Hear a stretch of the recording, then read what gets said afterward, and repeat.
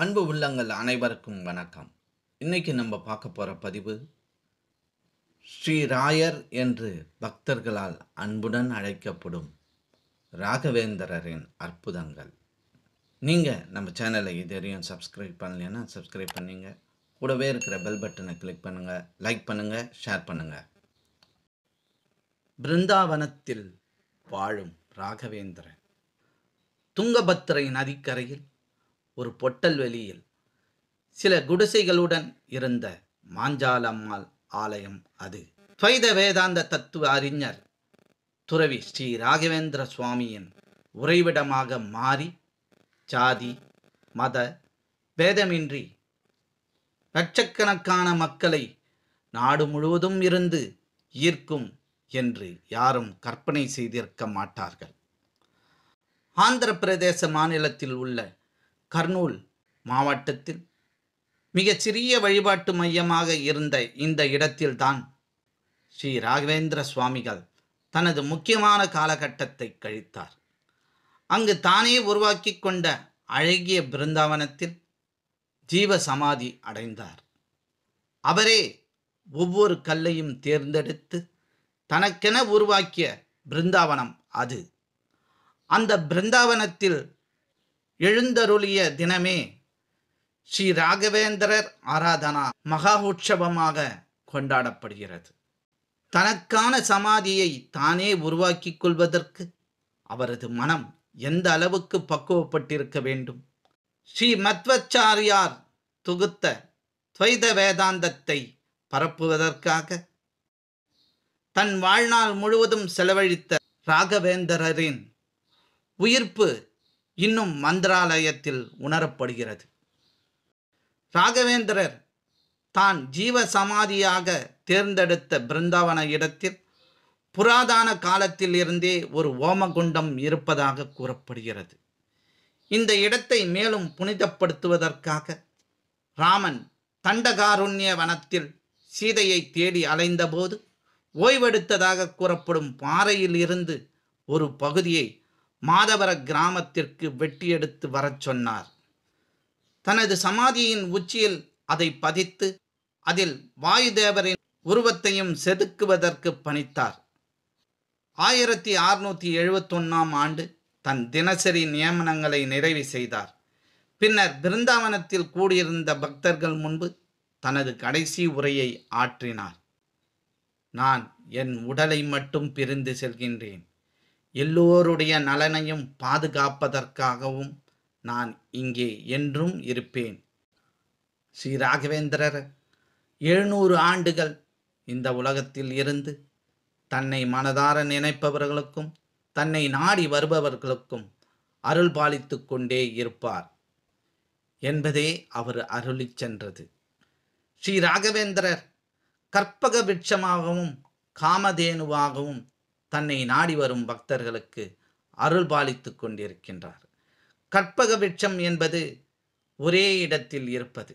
தன்னை தேடி வரும் பக்தர்களுக்கு ஒரே இடத்தில் இருந்து கற்பக விருட்சமாக அவர்களுக்கு முக்தி தருகின்றார்.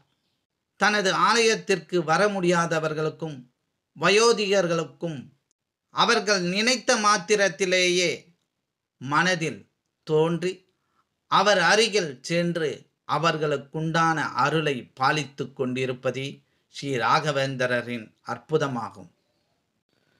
ஸ்ரீ ராகவேந்திர சுவாமிகள் 16ஆம் நூற்றாண்டில் வாழ்ந்த இந்து மத மகான். இவர் வைணவ நெறியையும் மத்வர் நிலைநாட்டிய துவைத மதத்தையும் போதித்தவர். விஷ்ணு பக்தரான பிரகலாதரின் அவதாரமாக கருதப்படுகிறார். இவர் தனது ஆயுள் காலத்தில் பற்பல அற்புதங்களை நிகழ்த்தி இன்றும் தனது பக்தர்களுக்கு ஆசியும் அருளும் புரிந்து கொண்டிருக்கின்றார். ஆந்திர பிரதேசத்தில் உள்ள மந்திராலயம் என்ற இடத்தில் பிருந்தாவனத்தில் இவர் உயிருடன் ஜீவ சமாதி நிலையை அடைந்திருக்கின்றார். குரு ராகவேந்திரர் முன் அவதாரம். சங்குகர்ணன் என்ற தேவன் நாள்தோறும் பிரம்மதேவருக்கு மலர்கள் பறித்து செல்ல பூலோகம் வருவது வழக்கம். அப்போது ஒரு நாள் அந்த மலர்களின் அழகில் லயித்து இந்த பூவுலகில் பிறக்க வேண்டும் என்று தன் மனதில் நினைத்ததை அறிந்த பிரம்மதேவர் அவரை பூவுலகில் அரக்கவேந்தன் இரண்யகசிபின் மகன் பிரகலாதனாய் பிறக்க வரமளித்தார். மகாவிஷ்ணுவின் மேல் இருந்த தீவிர பக்தியினால் பிரகலாதன் அரக்கன் இரண்யகசிபுவை வதம் செய்ய நரசிம்ம அவதாரம் எடுத்தார். தனது அடுத்த பிறவியில் பகாலிகனாக பிறந்தார். பகாலிகர் மகாபாரத போரில் பாண்டவர்களுக்கு எதிராக போரிட்டாலும் ஒரு நல்ல ஹரிபக்தராக விளங்கினார். இவர் போரில் பீமனின் கையால் உயிர் துறந்தார். தன் அடுத்த பிறவியிலும் வியாசராயராக பிறந்து மத்தரின் தத்துவத்தை வழிபட்டார். அப்பிறவியில் தான் செய்த தொண்டினால் திருப்தி அடையாமல் மீண்டும் குரு ராகவேந்திரராக அவதரித்தார்.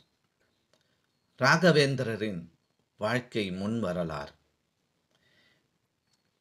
வெங்கடநாதர், திரு திம்மண்ணப்பட்டர் மற்றும் திருமதி கோபிகாம்பாள் என்ற தம்பதிகளுக்கு பெருமாள் வெங்கடாச்சலபதியின் அருளால் மூன்றாவது பிள்ளையாக தமிழ்நாட்டில் சிதம்பரத்தை அடுத்த புவனகிரியில் பிறந்தார்.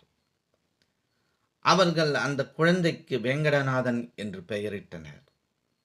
வெங்கடநாதர் மிக சிறு வயதிலேயே நல்ல அறிவாற்றலுடன் திகழ்ந்தார். அவர் தந்தையின் மறைவிற்கு பிறகு அவர் தன் அண்ணன் திரு குருராயப்பட்டரிடம் வளர்ந்தார். அவரது அடிப்படை கல்வியை அவர் மைத்துனர் திரு லட்சுமி நரசிம்மாச்சாரியாரிடம் மதுரையில் பயின்றார். அவர் மதுரையில் இருந்து திரும்பியவுடன் வெங்கடநாதர் சரஸ்வதி என்பவரை மணந்தார். அவரது திருமணத்திற்கு பிறகு அவர் கும்பகோணத்திற்கு குடியேறினார். அங்கே அவர் ஸ்ரீ சுதீந்திர தீர்த்தரிடம் துவைத வேதாந்தத்தையும் இலக்கியத்தையும் பயின்றார். சொற்பொழிவு ஆற்றுவதில் சிறந்தவரான அவர் பல அறிஞர்களுடன் விவாதங்களில் ஈடுபட்டு வெற்றியும் கண்டார். அவர் இசையில் நல்ல தேர்ச்சி பெற்றவராகவும் வீணை வாசிப்பதில் சிறப்பானவராகவும் திகழ்ந்தார். அவர் குழந்தைகளுக்கு சமஸ்கிருத வேதமும் கற்பித்தார். அதற்கு அவர் தன் மாணவர்களிடம் எந்த தட்சணையும் எதிர்பார்க்காததால் வறுமையில் வாழ்ந்தார். இதனால் அவரும் அவர் குடும்பமும் வாரத்தில் பல நாட்கள் பட்டினியாக இருந்தனர். இவ்வாறு வறுமையில் வாடியும் அவர் கடவுள் மேல் மிக்க நம்பிக்கையுடன் இருந்தார். வேங்கடநாதருக்கு மனதிற்குள்ளே சோத்திரம் சொல்லும் பழக்கம் இருந்தது. ஒருமுறை அவர் கும்பகோணத்தில் ஒரு நிகழ்ச்சிக்காக குடும்பத்தோடு அழைக்கப்பட்டார். வேங்கடநாதரை சரியாக நடத்தவில்லை. அவர் தான் வழங்கும் விருந்திற்கு ஏதேனும் வேலை வாங்க வேண்டும் என்று வேங்கடநாதரை சந்தனம் அரைத்து தரச் சொன்னார். அந்த சந்தனம் மற்ற விருந்தினர்களுக்கு உடம்பில் பூசிக்கொள்ள கொடுக்கப்பட்டது. அவ்வாறு பூசிக்கொண்ட விருந்தினர்களுக்கு உடல் முழுக்க எரிச்சல் ஏற்பட்டது. வியப்படைந்த அழைத்தவர் வேங்கடநாதனை கேட்டபோது அவர் சந்தனம் அரைக்கும்போது அக்னி சூத்தம் என்ற தோத்திரத்தை ஜபித்ததாகவும் அதன் காரணமாகவே அந்த எரிச்சல் ஏற்பட்டதாகவும் கூறினார். இவ்வாறு கூறிய வேங்கடநாதர் வருண மந்திரத்தை ஜெபித்து விருந்திற்கு வந்தவர்களின் எரிச்சலை போக்கினார். அதன் பிறகு அழைத்தவர் தான் தவற்றை உணர்ந்து அவரை மன்னிக்கும்படி கேட்டுக்கொண்டு நல்ல முறையில் கவனித்து அனுப்பினார். வேங்கடநாதரின் குருவான ஸ்ரீ ஸ்ரீதீந்திர தீர்த்தர் தனக்கடுத்து மத்வ மடத்திற்கு பீடாதிபதியாக ஒரு நல்ல வாரிசை தேடிக்கொண்டிருந்தார். அப்போது அவர் தான் பகவான் வேங்கடநாதரே தனக்கு பின் மடத்திற்கு பீடாதிபதியாக ஏற்றவர் என்று கூறியதாக கனவு கண்டார். குருவும் அவர் விருப்பத்தை வேங்கடநாதரிடம் தெரிவித்தார். வேங்கடநாதர் அவர் மனைவியும் இளைய மகனையும் காப்பாற்ற வேண்டி இருந்ததால் அவரால் அப்பொறுப்பை ஏற்க இயலவில்லை. எனினும் கடவுளின் இச்சையாலும் கலைவாணியின் அருளாலும் பிறகு தனது முடிவை மாற்றிக்கொண்டார். வேங்கடநாதர் தஞ்சாவூரில் 1621 ஆண்டு பால்குண மாசம் சுக்லபட்சம் துவாதிதியை அன்று துறவரம் ஏற்று பீடாதிபதியாக ஸ்ரீ ராகவேந்திர தீர்த்தராக பொறுப்பேற்றார். பீடத்தை ஏற்ற பிறகு அவர் பல்வேறு யாத்திரைகளை மேற்கொண்டார். அவர் சென்ற இடமெல்லாம் ஸ்ரீமத் ஆச்சாரியாரின் சித்தாந்தத்தை பரப்புதல், மற்ற எதிர் சித்தாந்தங்களை ஆதரிக்கும் அறிஞர்களை விவாதித்தல், வெல்லுதல், குறிப்புகளை எழுதுதல், மாணவர்களுக்கு சமஸ்கிருதங்களை போதித்தல் மற்றும் உள்ளூர் அறிஞர்களை ஊக்குவித்தல் போன்ற காரியங்களில் ஈடுபட்டார். அவர் சென்ற இடமெல்லாம் தன் பக்தர்களின் குறைகளையும் உடல் ஊனங்களையும் குணமடையச் செய்தார். 1671 ஆண்டு ராகவேந்திர சுவாமிகள் பிருந்தாவன பிரசவத்திற்கு முன் தன் பக்தர்களுக்காக மனம் நெகிழ வைக்கும் ஓர் உரையை தந்தார். அவ்வுரையில் கூறப்பட்டவை: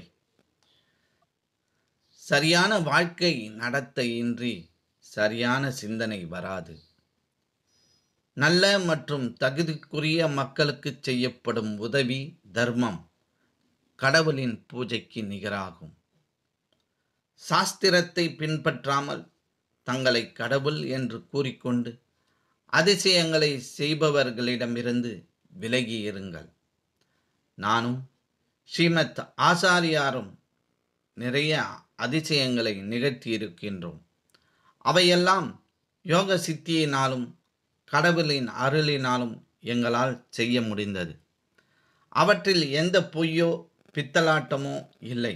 அவ்வதிசயங்கள் கடவுளின் மகிமையையும் அவர் அருளால் ஒருவர் எப்பேற்பட்ட சக்தியையும் அடைய முடியும் என்ற பறைசாற்றவே செய்யப்பட்டது. சரியான ஞானத்தை மிஞ்சிய எந்த அதிசயமோ அற்புதங்களோ கிடையாது.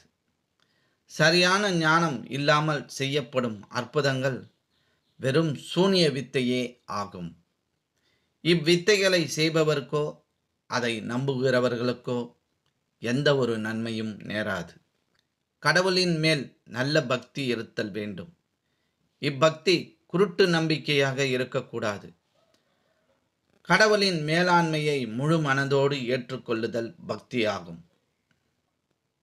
குருட்டு நம்பிக்கை உண்மையான பக்தியாகாது, முட்டாள்தனமே ஆகும். நமக்கு கடவுள் மேல் மட்டுமின்றி இதர தேவதைகளிடமும் அவர்களின் தகுதிக்கேற்ப பக்தி இருத்தல் வேண்டும். இவ்வாறு உரையாற்றிய பிறகு ராகவேந்திரர் பிரணவ மந்திரத்தை ஜபித்து கொண்டே ஆழ்ந்த தியானத்தில் இறங்கினார். ஒரு தருவாயில் அவர் கையில் இருந்த ஜபமாலை நின்றது. அந்த அறிகுறியை புரிந்து கொண்டு அவர் சீடர்கள் அவரை சுற்றி பிருந்தாவன சுவர் எழுப்பத் தொடங்கினார்கள். மானிடர்க்காக மண்ணுலகில் மலர்ந்த மந்திராலய மகான் 3 பிறவிகளிலும் எண்ணற்ற புண்ணியங்களை சேர்த்துவிட்ட ராகவேந்திரர் அந்த புண்ணியங்களை எல்லாம் நமக்கு தருவதற்காக காத்திருக்கின்றார். அவருக்கு ஜாதி, மதம், மொழி வேறுபாடு கிடையாது. அது பற்றி பேசினாலும் அவருக்கு பிடிக்காது. ஆடு மேய்த்த வெங்கண்ணாவுக்கும் தாழ்ந்த ஜாதி என்று கூறி ஊரார் ஒதுக்கிய கனகதாசருக்கும் அருள் புரிந்தவர்.